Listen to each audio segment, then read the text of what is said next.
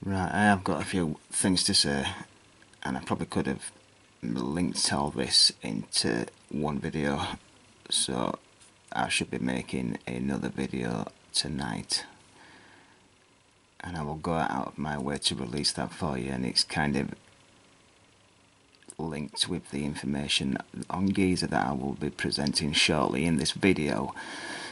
Just a few things to get out of the way, and then I can delete them. This thing, it's actually quite large as this. Say a human foot would just fit in that little area there. And they call this, I forgot which country it was now, I should have wrote it down, but they actually call it a grinding stone, right? You know, the academia, archaeology. I think what they're getting at without researching it is that these indentations have been caused from grinding things away like corn and things like that, yeah? But they're actually very, very smooth. There's no scratches there, they are very smooth. It's linking back into stuff I've talked about and showed you before, that a lot of this stuff is mud rock and indentations and imprints of things from the past with the technology or whatever, and I don't know what this was, what it's some bread, or it's just a lump of mud. But what it does look like to me, it looks like, like when you knead in bread, and the position that you put your fingers in when you knead bread, yes? So your thumb doubles over the back of your hand, doesn't it? Under your fingers. So that would be the thumb, and these would be the knuckles, right? Or probably not a fist, kind of like when you're kneading bread, yeah? Can you see that?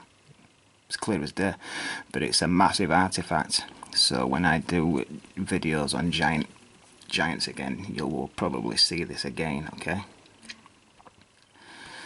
Yeah, so I just want to get that out of the way there. So in one of those other videos I showed you this artifact, and these things have been put down by the archaeological community and megalithic community that these things are all to do with frequency and energy and the amplification of electricity and all this sort of stuff, right? And I just completely blew that out of the water by telling you that this is in fact a tent. I won't get into it too much again. I've just got some more to show you to confirm everything that I speak about, which is what I always do. And you can see where the posts went in, can't you? And where the folds of the tent are when this thing collapsed, right? This will have been the doorway. Okay, it's clear as day anyway. But I've since found some more for you, and these are exactly the same. And about the same size, and you can see where the post went in. You can see folds, as this thing collapsed and fell sideways, right? Now, I'm not saying that all these are tents, because they're clearly not. I will show you some shortly, but this one is.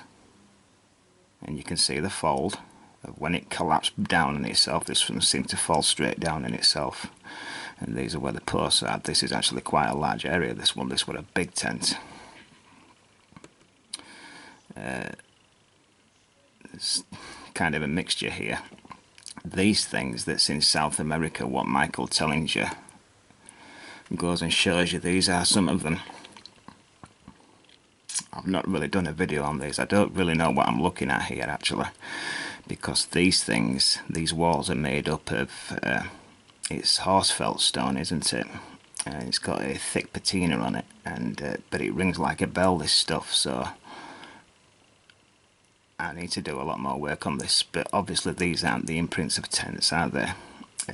And yes, they do generate frequency, and you step in these circles and the warmer, the warmer, just by stepping over the wall they get warmer, and all this sort of stuff, and I bet you could put plants in there and they would grow faster and purify water like the pyramid shape does, and the science done by the Russians on the actual pyramid shape itself, if any of you have not researched that yet. I've shown you this one before, and this is a cannonball or something, yes, that's obviously over time.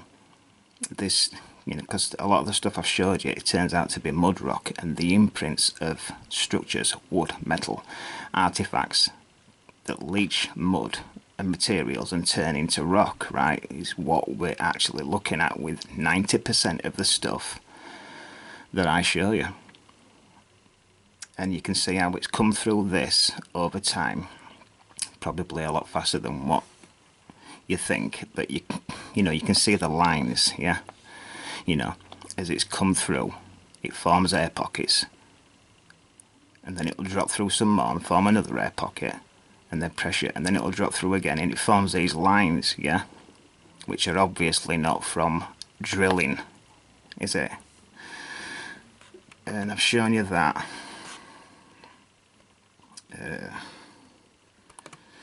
The quarry at Aswan, yeah, I've done a lot of work on this, but this area, again, academia tell you, look, we know that they're full of shit, but I just want to show you, you know, that somebody's been holding someone's legs and they've been pounding away at this with a diorite ball, yeah, and the diorite ball would be about the size of his head, so straight away you know it's rubbish. But this stuff's hard.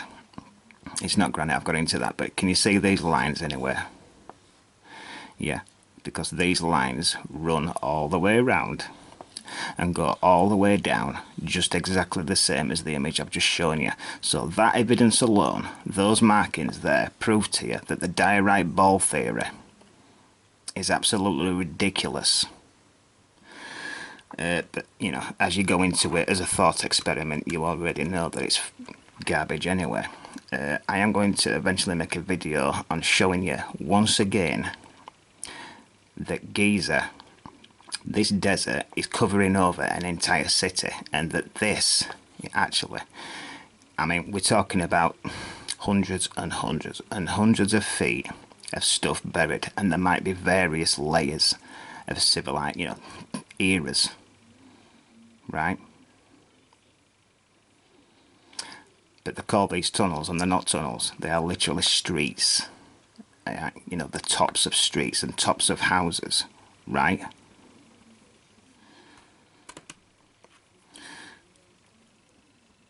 So this is obviously the Sphinx, and it obviously goes down further, doesn't it? Because this is the, you know, these are the feet here, and it obviously goes down further, right? But you can see where they've been clearing much of this stuff away. This pyramid up here doesn't actually exist anymore. You know, the amount of stuff that they remove is ridiculous, people. Yeah, so I've shown you that this is the Sphinx temple, and whatever it was originally would have to have been built in rebar. Yeah, I've shown you this before, but what I'm getting at, for those that haven't seen it, right, all you're seeing now, there's no metal left in there, it's just an imprint, right, of this, you know, rebar. Is structural. In this case, it's, you know, they were shaped like hexagons, and they will have been done in layers, and then you pour concrete into it layer by layer by layer, yeah, to make it stronger.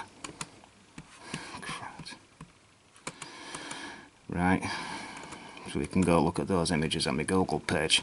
This image here is very important. It's a shame that I can't zoom in. Oh, I can zoom in on it actually. This is obviously an artist's impression here, but what are we looking at here? I don't know what this is, but this looks like some type of collapsed, almost like a generator room, you know, and it's all collapsed. This looks like some type of lift here, in this image, for a reason, and that's because he knew that it's a built structure. This was not carved. I know I've got into that before, it's just further evidence for you that it's a built structure from rebar and girders and whatever else, and the imprints of that was still there, okay, when this artist made this image. this thing here, they almost look like, you know, like something that will spin round on a bar, on an axle. You got a hole there and a hole there. Is this part of the machine? Yeah? Because this has been replaced, hasn't it? Anyway, go and look at that old artist impression and just know that some of these might actually be machine parts which then got removed later, right? You know, like on this side you can see where they've dug sections out and taken them away. Over here they've dug sections out and propped them up, you know, with wood to hide things, and left the brick. I mean, all this stuff gets removed over time, bit by bit, until all you're left with is just a pile of mud, right? But what I'm getting at here is look, you've been told, and I believed, that these were actually caused by weathering.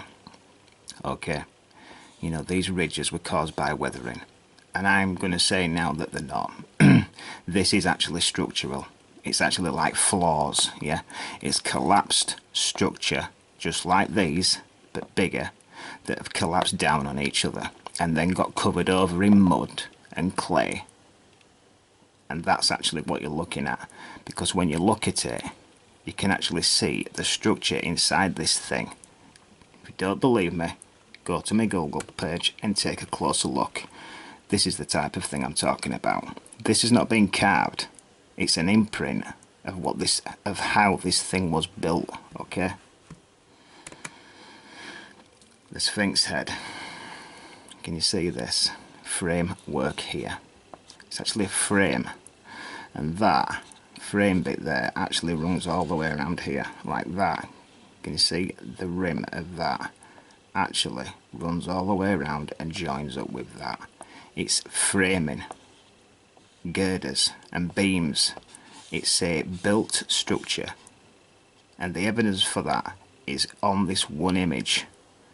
Can you see that? The reason why I said it almost looks like a skull, you know, like this has been held in place, is because, you know, of areas like this. I mean, that looks like a collarbone, and if you don't think it looks like a collarbone and is in the area where a collarbone should be, then, you know, feel under your chin now and feel how far that is away. And even this area here, you know, your neck area and where your collarbone joins up is actually in a V shape like that. So when I made the video, do you see what I see? Right, it was difficult to make, but I still stand by a lot of that information in that video, even though I've just shown you that much of this is built.